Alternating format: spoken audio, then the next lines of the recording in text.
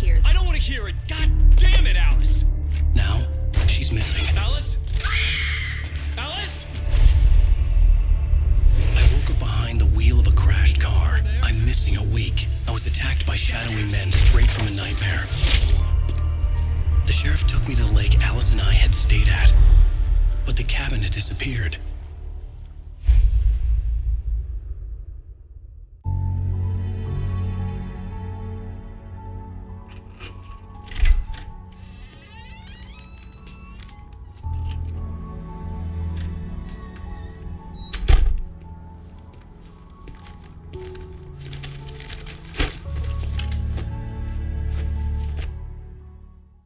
Honey, I'm home. Back here, sweetie. How was it? Worst weather I've ever seen.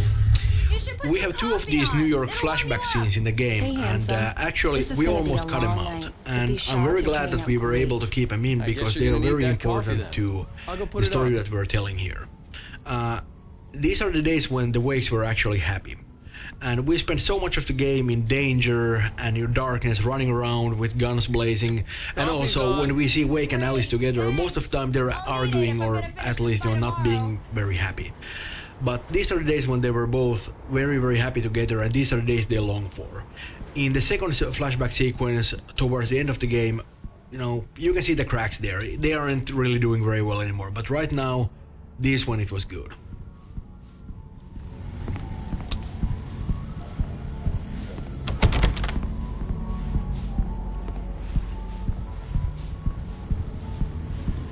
Oh, hey, I just finished those cover mock-ups. They're on your desk. Tell me what you think.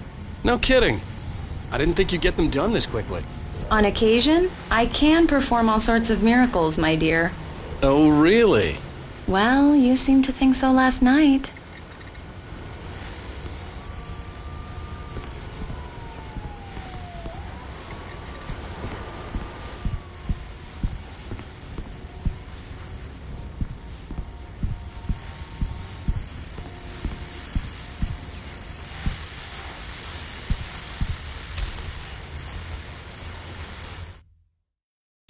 It's true what they say about the fall and the sudden stop at the end.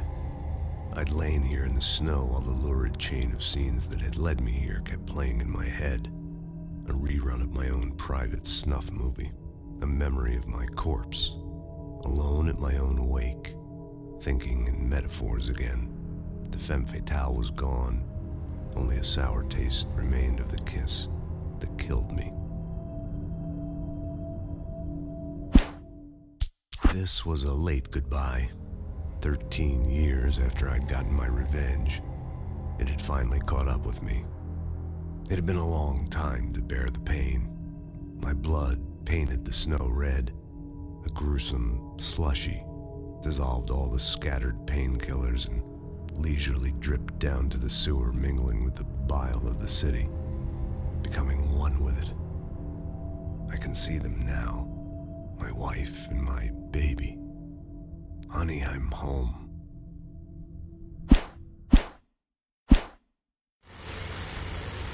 These look really good. Oh, sure, until Barry gets his hands on them. Which, by the way, will happen over my dead body. The last time was the last time. Oh, and speaking of Barry, he called. Alan! Alan, please check the fuse box. I'm right here. I'm on it, honey. Please hurry. I'm right here, baby. I'm fine, I'm fine. Just Honey, put the lights it's a back power on outage. now, please. I've got the flashlight. Okay. Hi. You okay? I'm sorry. It just really spooked me. Don't worry. We'll just break out the candles. I know it's stupid, but it's just... especially when I'm not prepared for it, you know? It gets to me. I love you. Tell me a story, writer. Okay. I used to have these nightmares when I was a kid. The dark really spooked me, too. When it got really bad, my mom gave me this old light switch. She called it the clicker. The clicker, huh? Yeah. If I ever got scared of the dark, I could just flip the switch and a magic light would scare the monsters away. Oh, sure. Here it is. Alan. Maybe it'll help you too. Yeah, nice story, writer boy. You made that up right now, didn't you? No. Seriously. I love you, even if you are a liar. Thanks for this.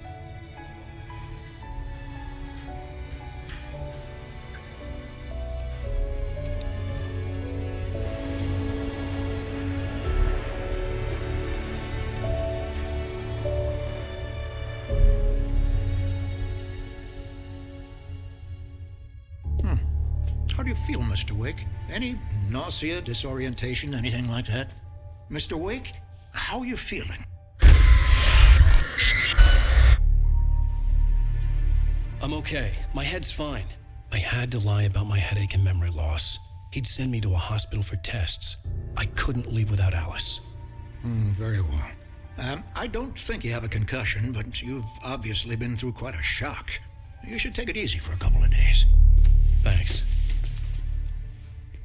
Well then, Mr. Wake, we're done here. If the pain gets any worse or you experience any other symptoms, you should come see me. I'll let you get on with it then. Sarah, Sheriff Breaker, is waiting for you. She's very good at her job. I'm sure she can locate your wife in no time. Doc Nelson was the image of a small-town doctor. Sheriff Breaker had called him to the station to take a look at the cut in my head.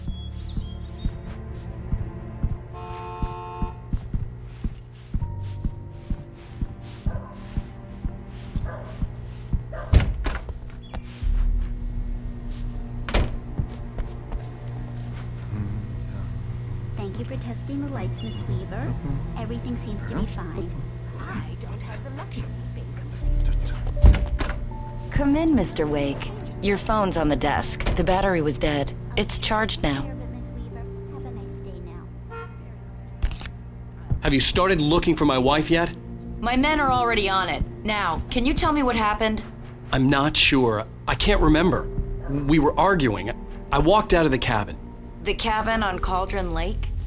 How did you end up at Stucky's gas station? I wanted to tell her what had happened last night, but I couldn't. She'd lock me up. Excuse me. I need to take this. Hello? Alan, please help me. Alice? Stop talking to the law. You'll do exactly what I say if you ever want to see your wife again. Who is this? Go to the back lot. There's a hole in the fence on the left. Look inside the junker. I left a little something there to convince you we're all on the same page here. After you ditch the cops, you're gonna meet me in Elderwood National Park. There's a spot called Lover's Peak. Midnight. Don't do nothing stupid, pal. We're watching you.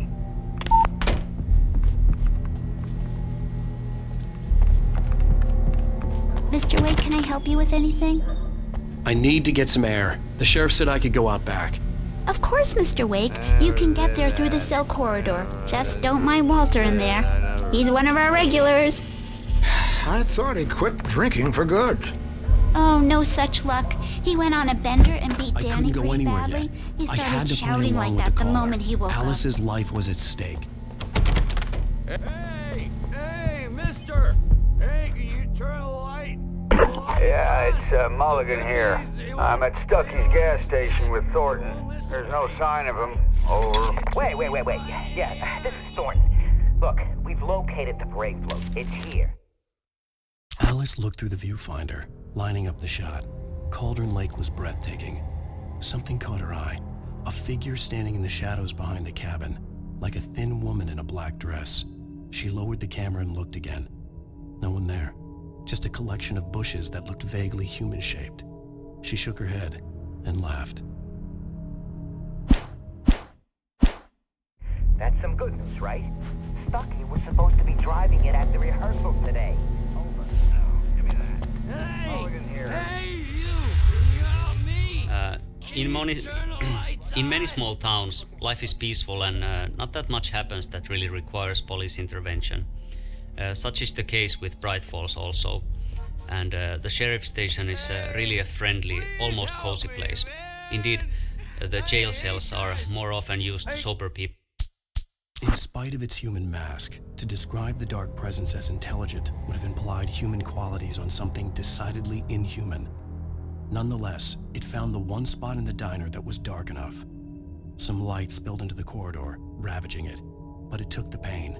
Horrible as it was, the writer would soon fix that. He would be coming to the one place where it still had power.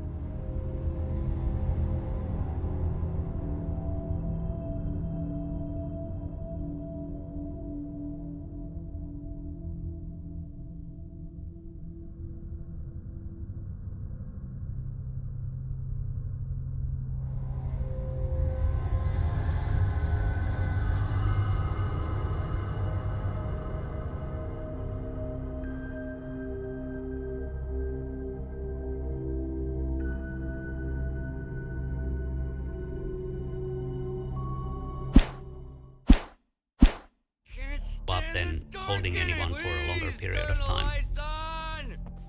The early morning light hurt my eyes and made my head ache. The man on the phone had said, "Go through the fence on the left."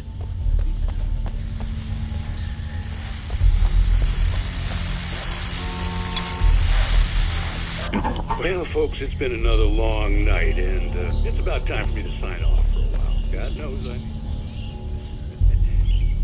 just one more item before I go.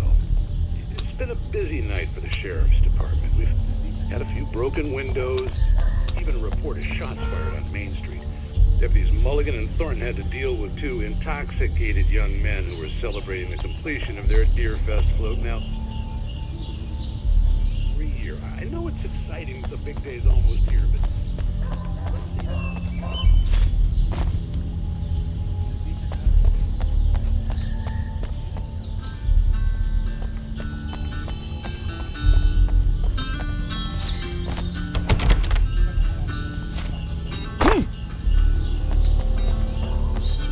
The caller had told me to find a hole in the fence behind the police station.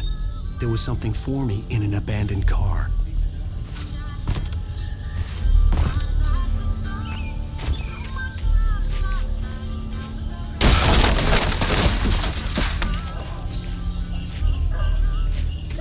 Alice's driver's license had been placed on the front seat. The caller meant business.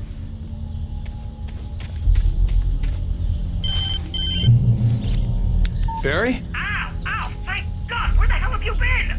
I've been trying to reach you for a week, you and Alice. I've been worried sick. I flew out yesterday. I'm here in Bright Falls. Barry, listen to me.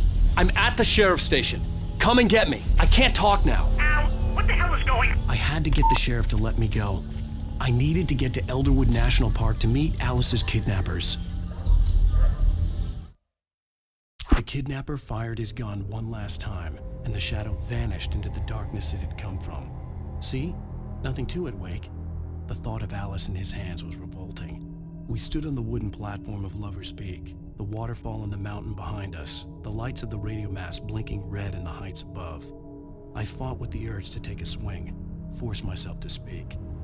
Let's cut the act now. Where's my wife?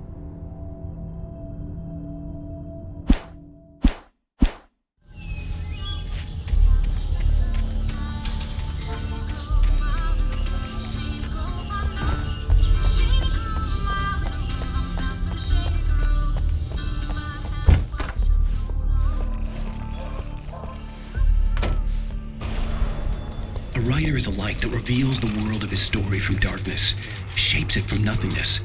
The way a sculptor carves a statue from a block of granite.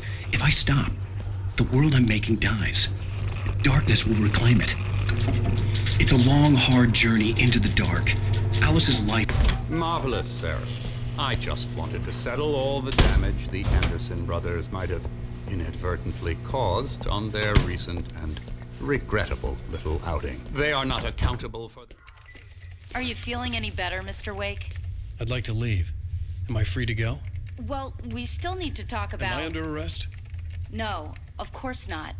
But I need to know where you'll be staying so I can get in touch with you. I'd avoid the motel. The Majestic is known for its roaches. The cabins at Elderwood are pretty nice, though. That sounds perfect. I'm Dr. Emil Hartman. I'd like to invite you to stay at Cauldron Lake Lodge. Did you talk to my wife? I had the pleasure of discussing your situation with her on several occasions. Did you set something up with her? I invited her here. My clinic is a place where... Oh, hey! Oh, my! Take it easy. Hey, nobody Barry, move! Get your hands off of my client! Who are you? I'm Barry Wheeler, his agent. If you have business with Mr. Wake, you talk to me. You yokels won't know what hit you once I sick my lawyers on your asses. No harm done, Sarah. I'm all right. I don't want to press charges. Mr. Wake, my offer still stands. Get me out of here. What the hell was that about, Al? We don't need a replay of that thing with the paparazzi. I thought they were gonna lock you up. I had to talk to someone. I told Barry everything. He thought I was certifiable, but when he heard about the manuscript, I had him. The fact that I'd written something, even if I couldn't remember it, was enough for him. He smelled money. And he believed that Alice had been kidnapped. Anything beyond that was another story. I had a midnight appointment with the kidnapper in a place called Lover's Peak, somewhere in Elderwood National Park. The plan was to rent a cabin. I don't like it, Al. I don't like any of it. It's not good. In fact, it's the absolute opposite of good. Mr. Wake! Barry, you found him. Hi, Rose. Oh, wow. I was just thinking about you, too. Great. I was just bringing Rusty some coffee. He's on the balcony, looking after Max. Poor thing. I really need to go. Great to see you again, Mr. Wake. Later! Who's Max? What an airhead. Jeez, Mr. Takes a swing at everybody. This is not her fault. She's a The very visitor center nice is the hub of girl, Elderwood and, National more Park area. importantly, It's a place where you can get fan. She even information has a about the fan local site wildlife, dedicated to you. directions if you are going out hiking in the forest, or keys if you are renting one of the cabins in the area. It also has a nice cafeteria which looks out into the forest. It's a bright and beautiful place to stop for a while and have a cup of coffee, but it's also filled with lots of stuffed animals and mammoth skeletons and so forth.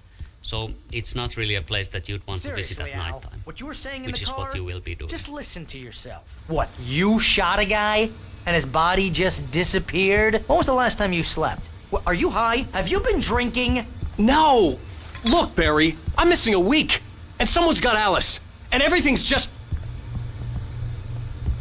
Do you understand what it sounds like when you say stuff like that? Don't get me wrong, it's a good story, could be a bestseller. But when you start confusing fiction with reality, you're wait buying here. yourself a ticket to the funny farm.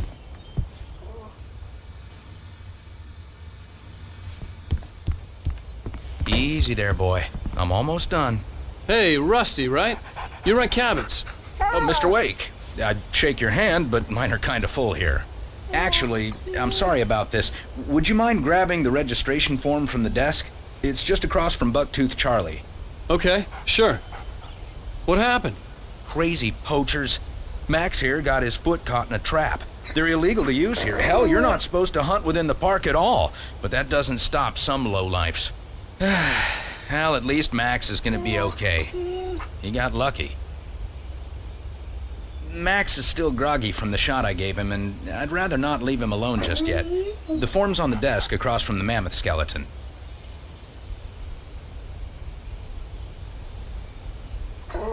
Okay, boy. We're almost done here.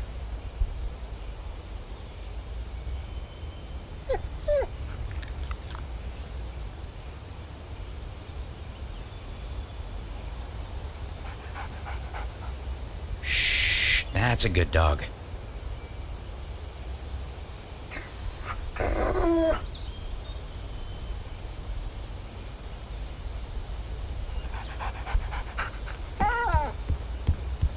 There.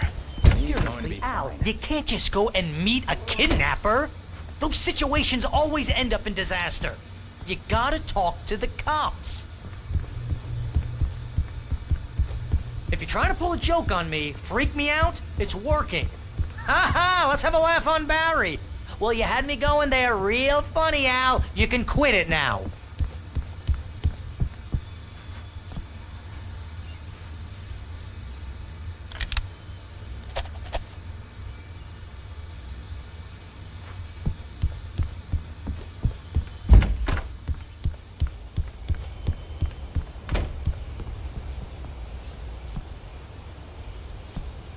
I think this is the form you wanted.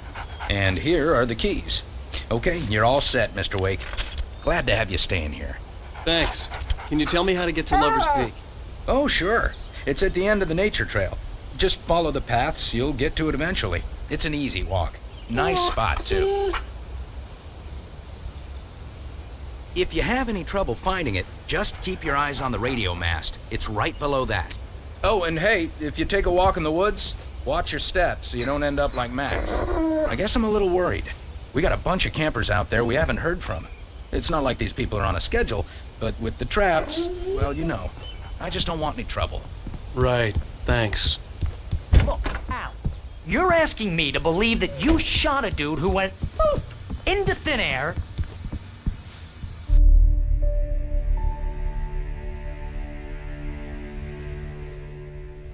That's just crazy talk, Al.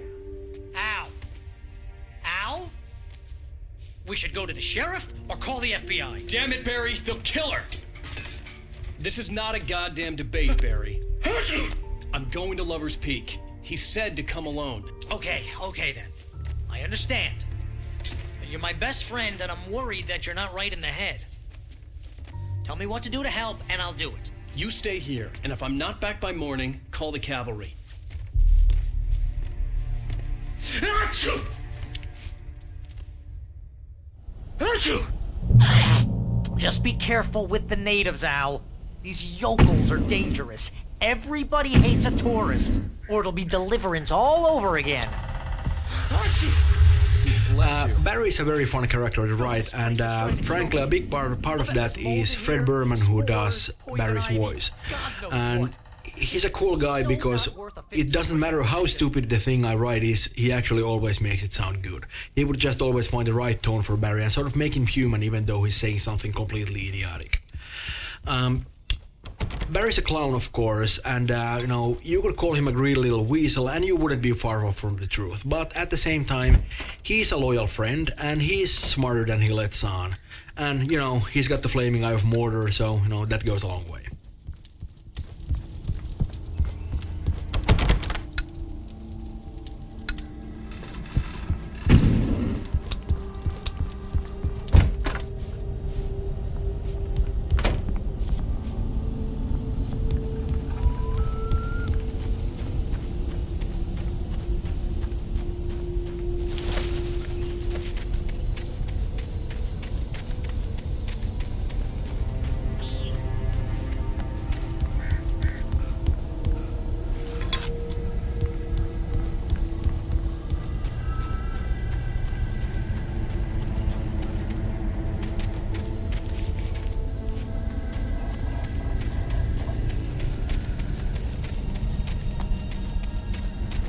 I'll wait here, Al. I'll hold down the fort.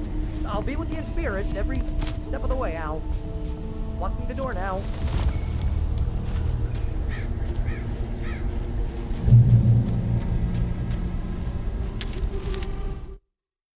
Barry had never gotten along with Alice, but he knew Alan loved her with an almost frightening intensity. And now something had happened to Alice. And here was Al armed with a gun and saying things people got put in padded cells for. It was as if his friend had experienced a massive psychotic episode and was now totally disconnected from reality. It scared the shit out of Barry.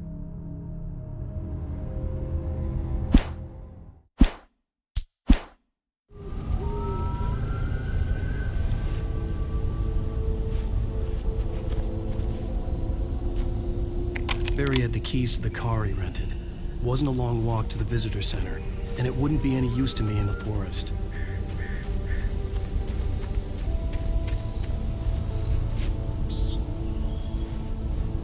I knew I should have gone to the cops. This wasn't the smartest thing I'd ever done, but I was still angry with Barry for trying to talk me out of it. These people had called me right in the sheriff's station. The cops wouldn't scare them, and they had Alice.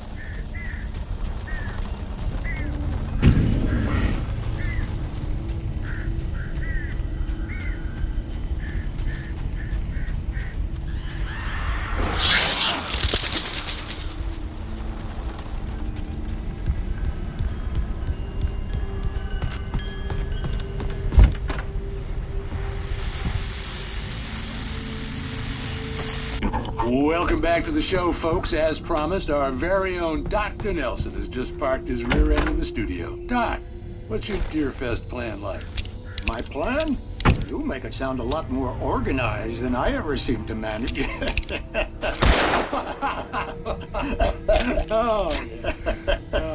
No plan, really. Just taking the atmosphere. I'm getting a little too rickety to do much more than that, you know. Tell me about it. No sack race for us older gentlemen, huh? Yes, exactly, Mac. But I'm going to check out the bicycle.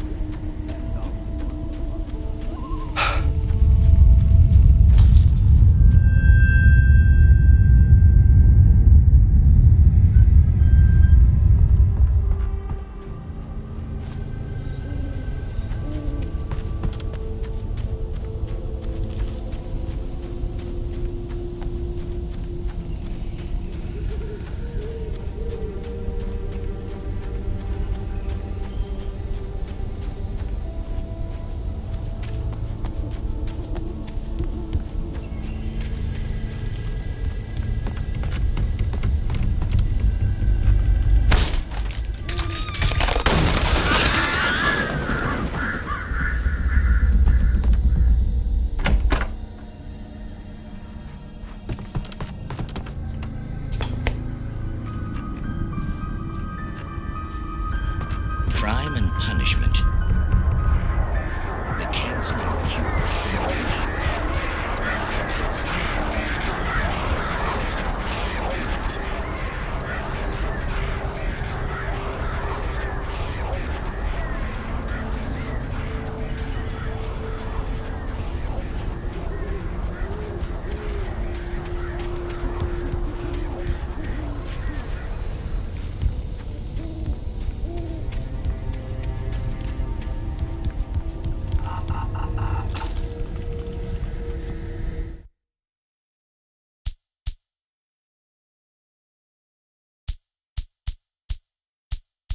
Rose knew that Rusty was in love with her, and she liked him too.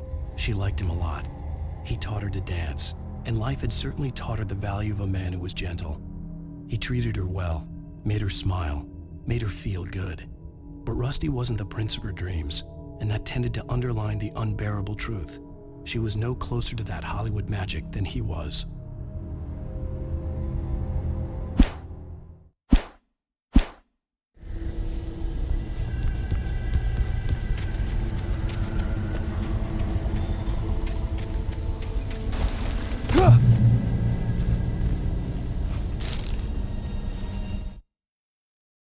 The air in the visitor center was heavy with an awful smell, as if some rotten, drowned thing had crawled up from its grave.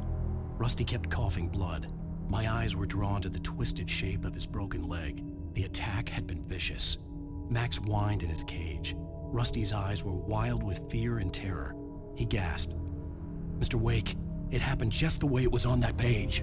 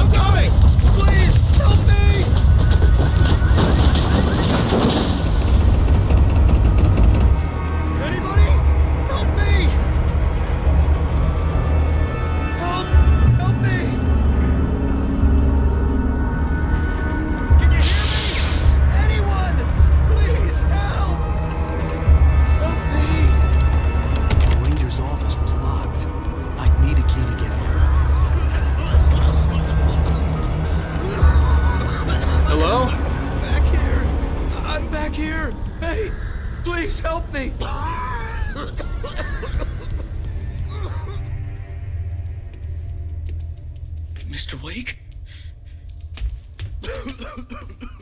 Oh, hell. It happened just the way it was on that page. I found. Came true. It knew. So dark. It'll come back for me. You must... The lights. In the office. I have the key. Okay, Rusty. Hang on. I'll be right back. Whatever did this couldn't be far. Rusty had found a page from the manuscript. It would help me understand what had happened. Shh. Good boy.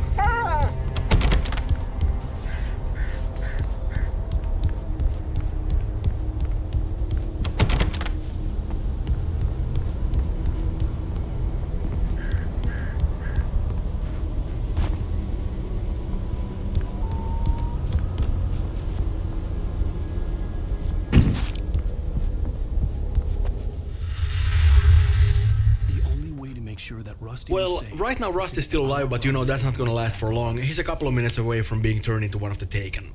You know, and we worked on Taken for a long while, and when we initially started to build the concept, the basis was on serial killers from comics and movies. Right. We wanted to almost seem like immortal enemies, and they always turn up where you least expect them. Yeah, and they seem kind of mindless. Well, that's because the Dark Presence just sort of strips everything away from them. It just leaves this empty shell and fills it with darkness and sort of throws them at you.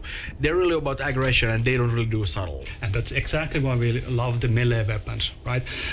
And we actually considered giving them firearms at one point. But when we tried that, I think it took away something from the unique feel of combat. That because we kind of want them to come at you. Yeah, they need to be aggressive, right?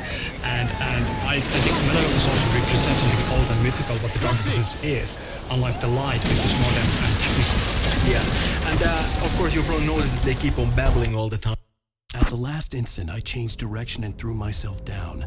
The axe splintered the trunk of a tree. I stumbled into the pool of bright light. My lungs burned. I was too exhausted to move.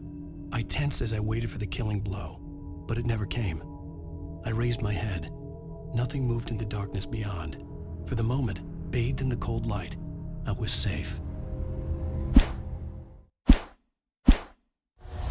Well, you have, but I'm talking to a player here. That was actually kind of an experiment because we just wrote some of that stuff on a whim for Stucky in the beginning, and when we got the lines back from the actor, it was creepy as hell. So we, of course, decided that we gotta have more of this stuff, and we just wrote more of it in. Yeah, exactly. Just excellent. The visitor center was sturdy, but the impact turned the front of the building into splinters. Rusty was thrown across the lobby like a rag doll and hit the far wall hard. It didn't hurt until he tried to move and saw his leg bend the wrong way, felt the broken ribs stabbing him on the inside. Rusty howled in pain and fear, suddenly afraid to die alone.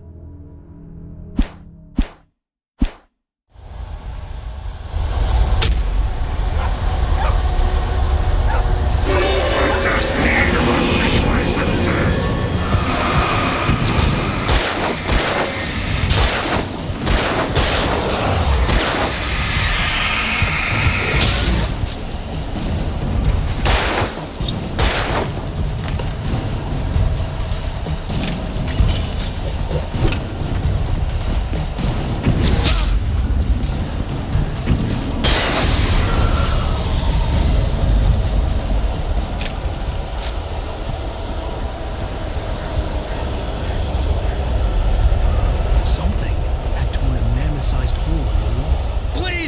Don't feed the animals. Fishing is only permitted for those visitors who purchase a park fishing license. Obey the park ranger's instructions at all times. Rusty? Rusty, no! Never. 2 bears and wolves never approached any other. Look closer than 25 yards. Pets must be leashed at all times. Never leave your pet unattended. It's against the law to remove any natural objects or historical artifacts from the park.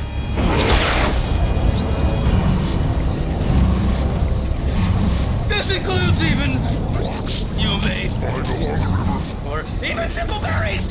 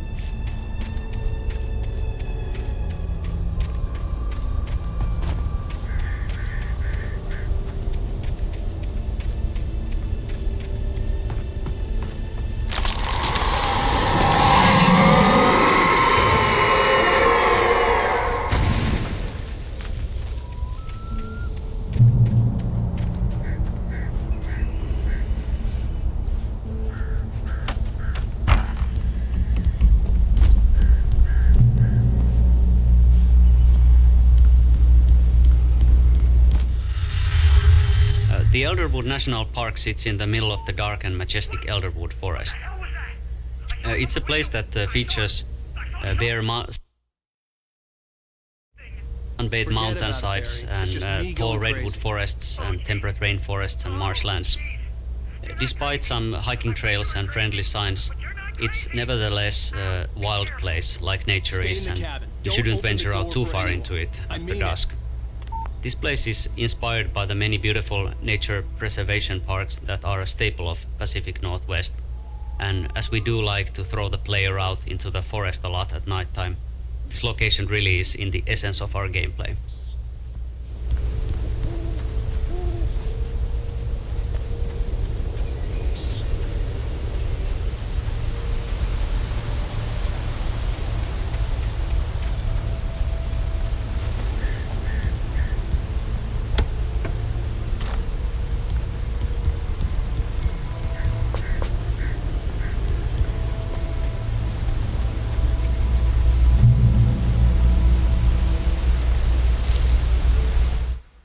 In that last instant of consciousness, Rusty thought about Rose.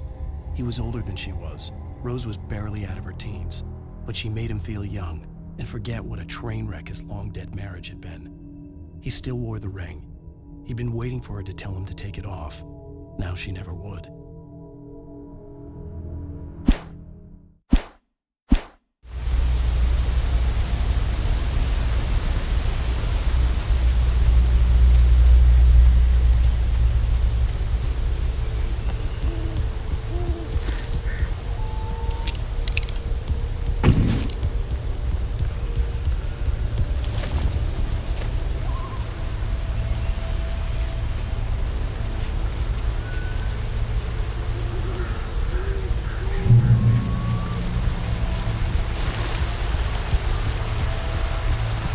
Lover's Peak was at the far end of the nature trail.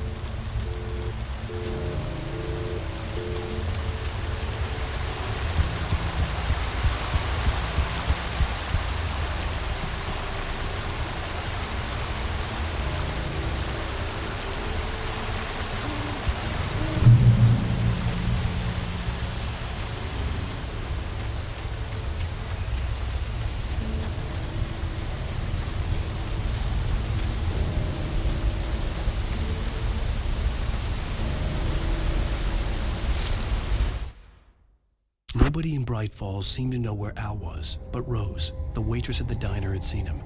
From what Barry could tell, Al pretty much fell off the face of the earth when he left the diner. Rose was just the kind of fan that Al hated. But she really tried to help. She was smart too, knew a lot about what was going on in the town, knew a lot about Al, even knew who Barry was. Barry liked her. That was no big surprise. When it came to women, Barry and Al rarely saw eye to eye.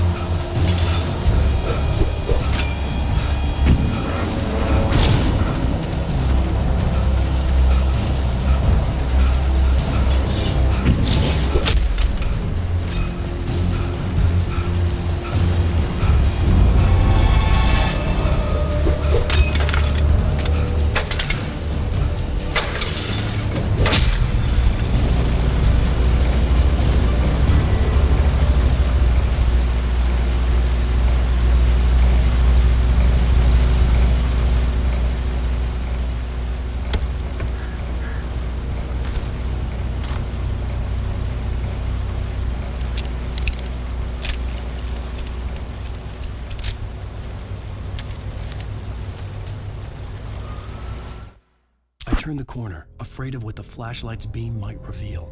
Suddenly, a roughly painted symbol of a torch glowed in the light. Behind it, hidden by a rock, sat a battered metal trunk. It was here for a reason, packed with supplies, batteries, flares, ammo, things you need to make it through the darkness of the night.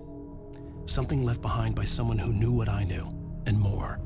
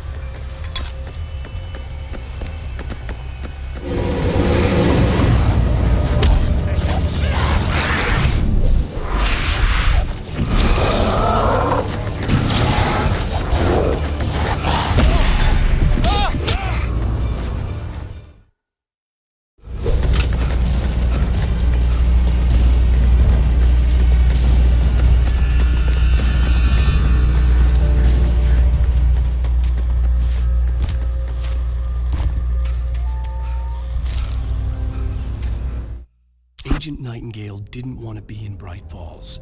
These little communities revolted him, and he didn't like the trees or the coffee. He now knew that impossible horrors lurked behind the storefronts and smiles.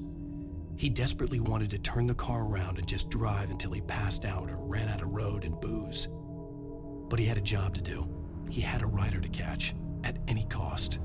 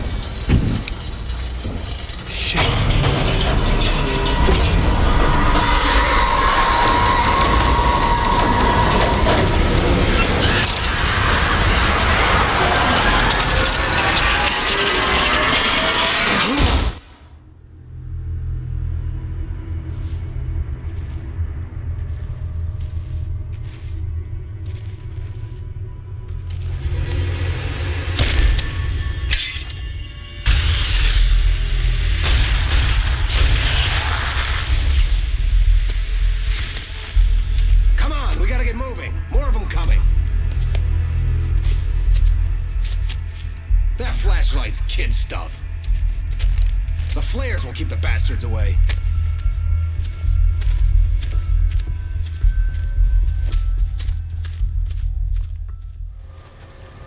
You can see them too? Hell, of course I see them. Come on, we gotta move. Why?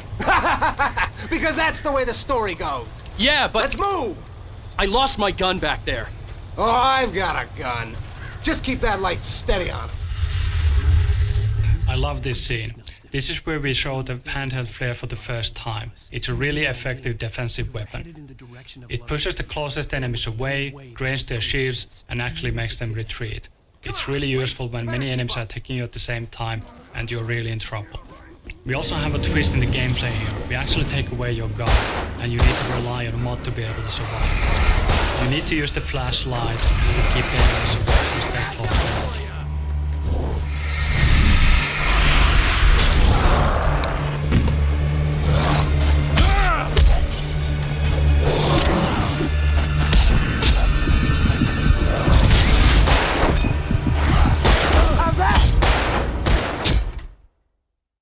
You can see them too? Hell, of course I see them. Come on, we gotta move. Why? Because that's the way the story goes. Yeah, but... Let's move! I lost my gun back there. Oh, I've got a gun. Just keep that light steady on him. It took a moment, but then I recognized I love this scene. This is where we show the handheld flare for the first time. It's a really effective defensive weapon. It pushes the closest enemies away, drains their shields, and actually makes them retreat. It's really useful when many enemies are attacking you at the same time and you're really in trouble.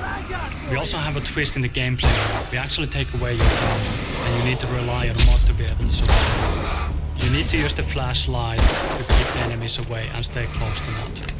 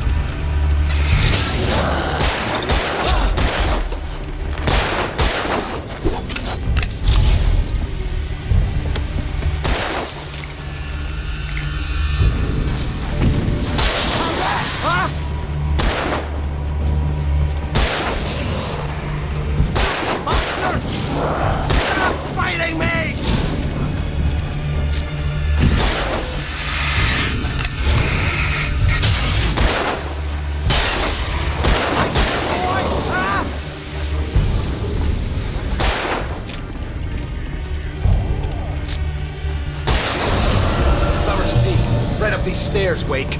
Use the flares from the emergency box to hold them off while I get these boards off.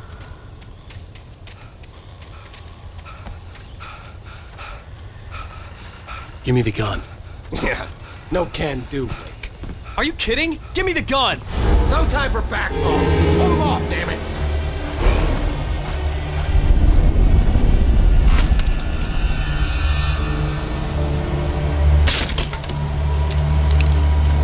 A little longer. Scare them off. Get some light on those bastards. That'll keep them off us.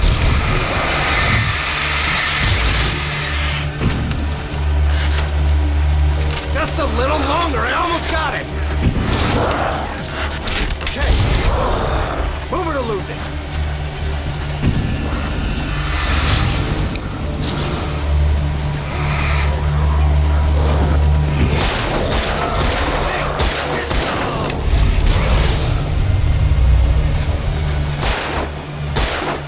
Ow! Yeah! That's right! That's right! Just keep... Come on! Only sissies are afraid of the dark.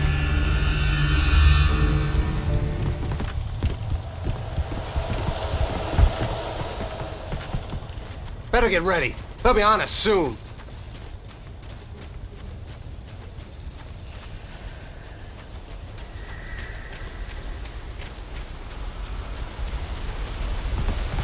This is it, Wake. The last stand.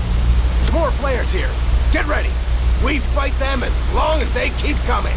Give me the goddamn gun! They're coming! That's not how this goes. Get with the program, Wake. Hear that? It's them. Die already, die!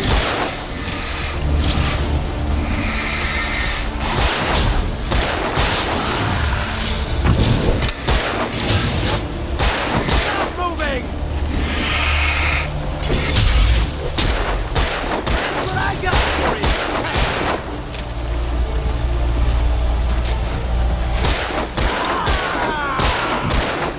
Fighting me!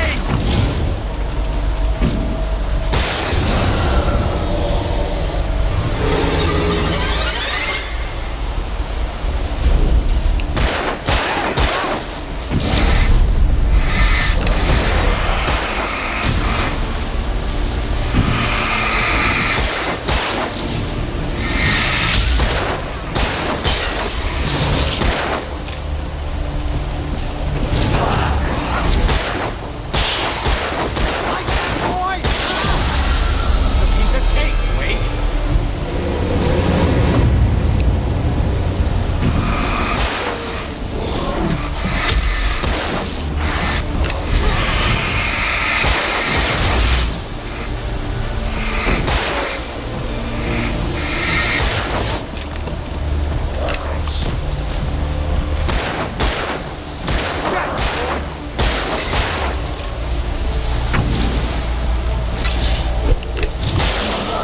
I bet it hurts!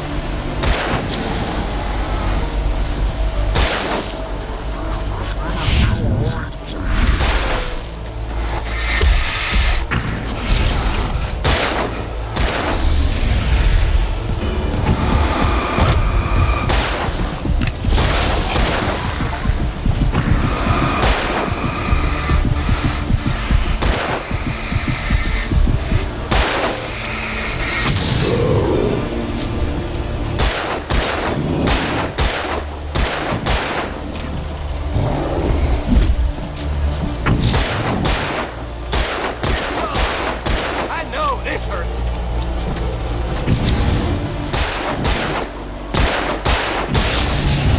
See? Nothing to it.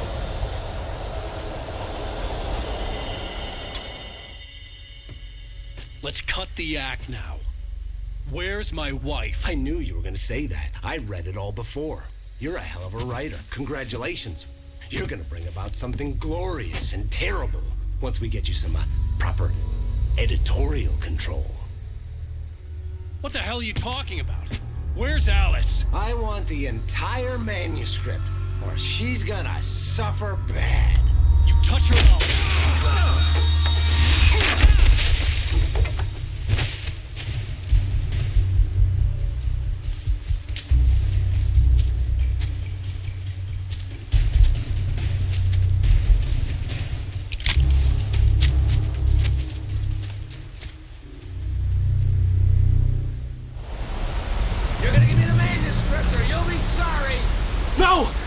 here! I swear I'll kill you if you hurt Alice! Do you hear me? Come back here! He had Alice, and he wanted the manuscript because he thought it held some magical power. But I had no manuscript to give him. I had to get back to Barry and figure out my next move.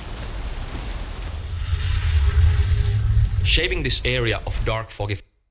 On more than one occasion, Alice had tried to explain to me how it felt to be afraid of the dark. To her, darkness wasn't simply the absence of light, but something more tangible than that. It was something you could touch and feel. Worse than that, it was something with a mind of its own, something malicious and malign. For her, things changed when they were wrapped in darkness. They turned into something else, something foreign, and nothing was safe or innocent anymore. I'd never really understood what she meant, until now.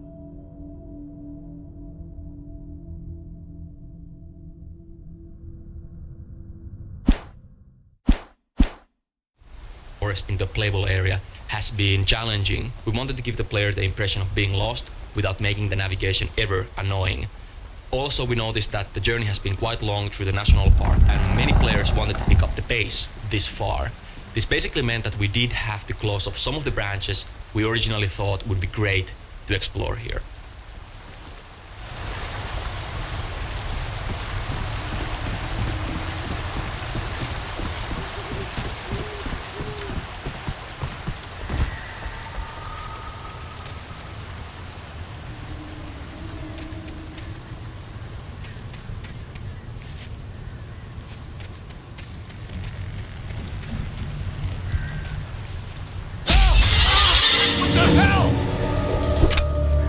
Rusty had warned me about these traps. It hurt like hell.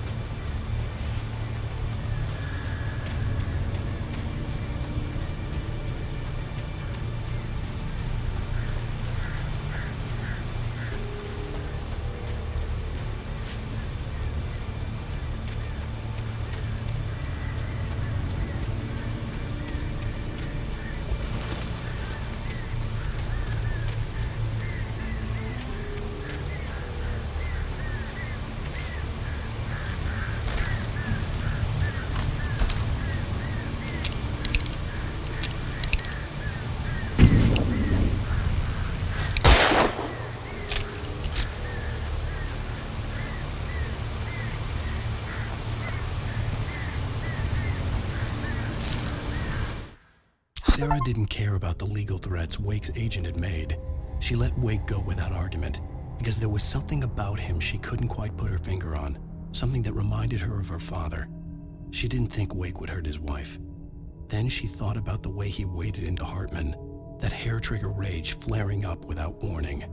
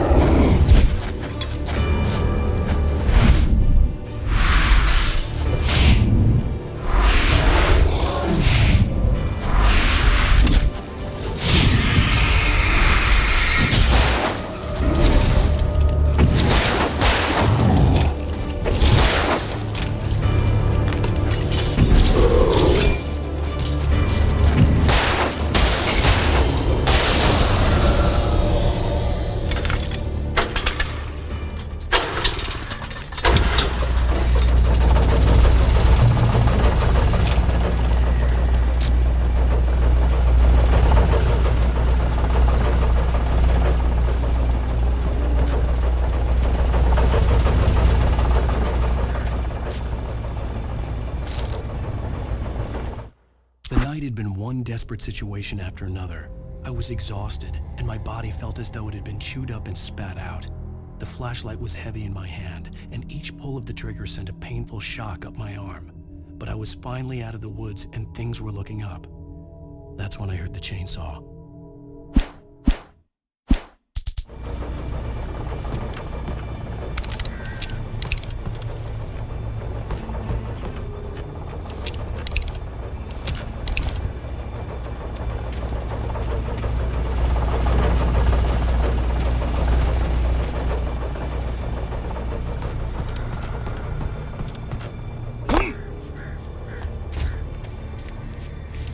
I had heard the plane fall.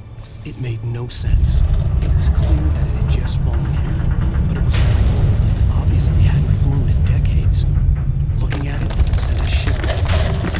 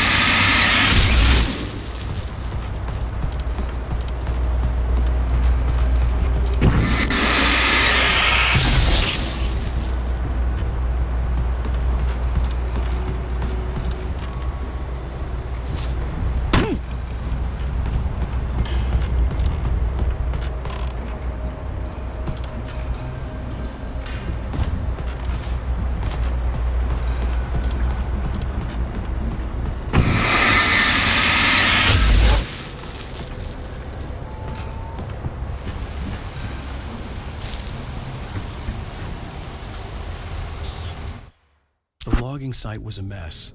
The modular office had been pushed off the cliff. Deputy Thornton climbed up from the wreckage excited, breathing hard from the exertion. Nobody there. It's weird. Don't you think that's weird? Bored, Mulligan let out a mighty snort. Hell, it's always weird, Thornton. Just a question of sorting out what kind of weird it is this time around.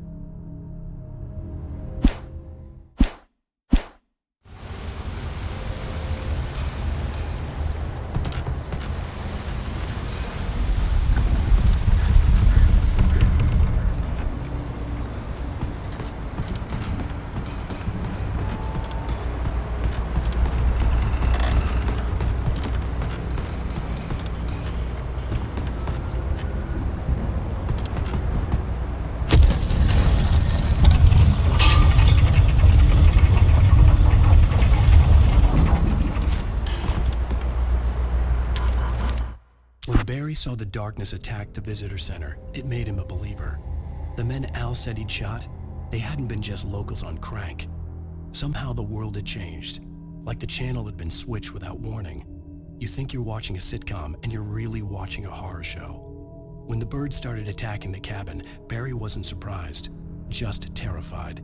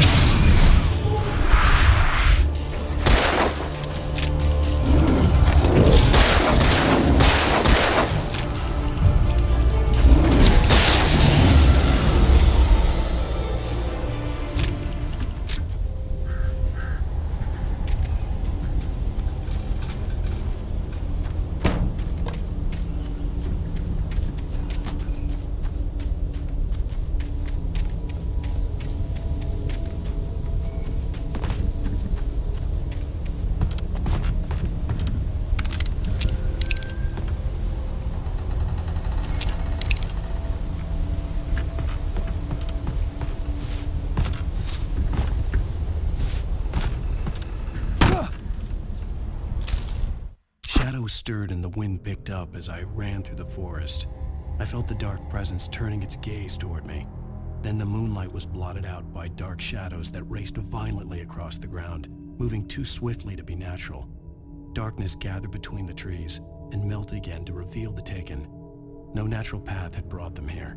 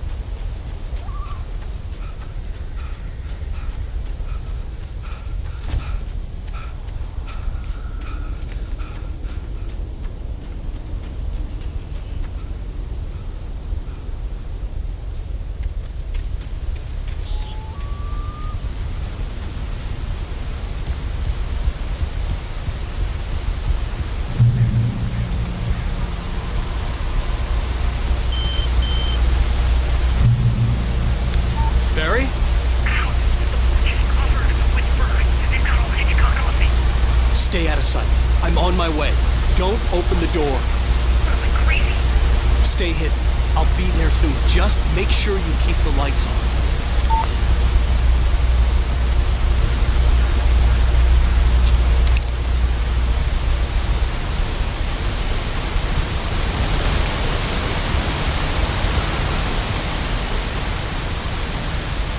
I still had to reach Barry at the cabin, but at least I was out of the woods.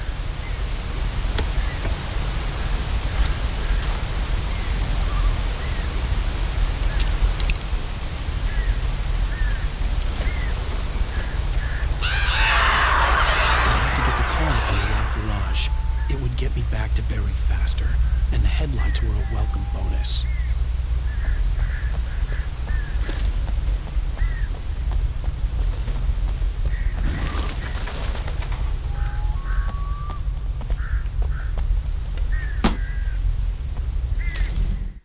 The FBI agent's command froze me in place. I considered surrender. It was all falling apart anyway.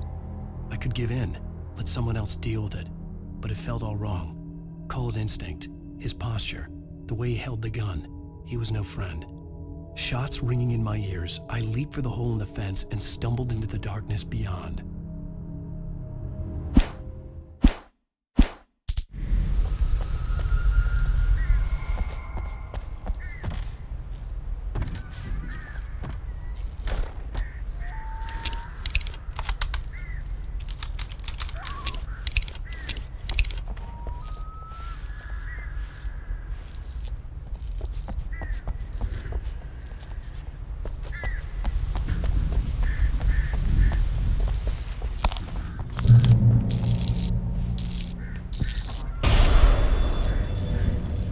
A story is not a machine that does what you tell it. A story is shape it, but as the story grows, it starts wanting things of its own. Change one thing and you set off a chain reaction. Here we have the first driving scene. The vehicles were originally designed to be used as weapons against the dark forces. The headlights are used to burn the darkness away, and you finish them off by driving over them. Along the way, vehicles became a more important part of level design, and scenes which use vehicles are clearly differentiated from basic foot combat sections.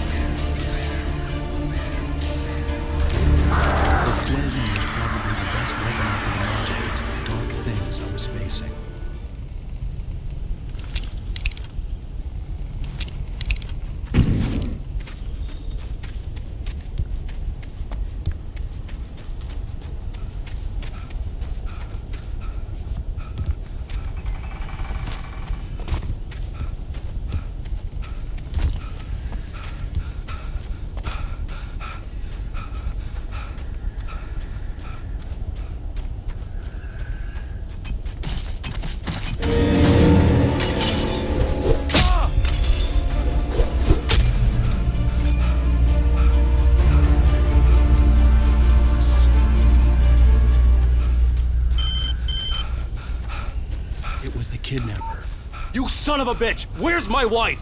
Enough horseplay, Wake. You deliver the manuscript, and you can have your woman back. Simple as that. I don't... Listen. I'm gonna need time to finish it. I still need to write the ending. I need a week. Not done? I need a week. 2 days. The old Bright Falls coal mine is nearby. You can find it easy, city boy. The main building, there at noon. You bring the manuscript, you'll get your wife. Not, well, give in. Yes, I get you.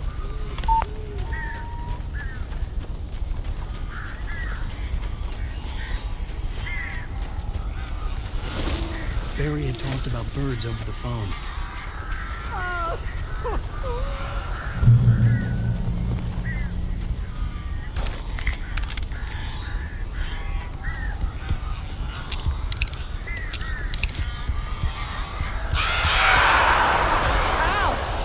I am so glad you're here. A couple of them got in here before I blocked the chimney. This isn't normal. These birds are weird.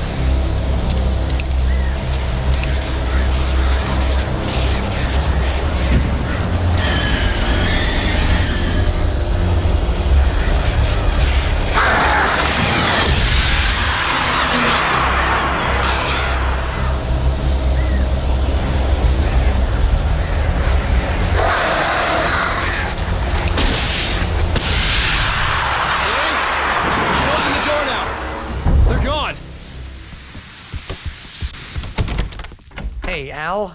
I'm sorry for thinking you were having a psychotic episode, man.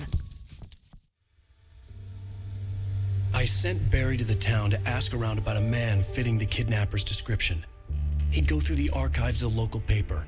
Perhaps he could learn something. Anything about the island and the cabin that had disappeared. The man wanted a manuscript. I had to try to write him one to get Alice back.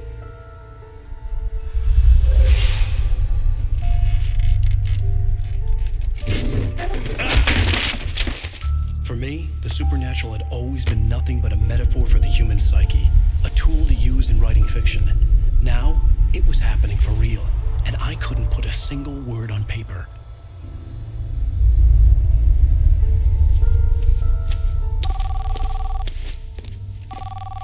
Barry Wheeler speaking. This is Rose. Rose? I found Mr. Wake's pages. Oh, you sweet, brilliant girl. Could you and Mr. Wake come get them? I live in the trailer park outside the town. We'll be there in less than an hour. Bye now. See you soon. Have a great day. Hope you come back soon. Welcome to the Oh Dear Diner. Good girl.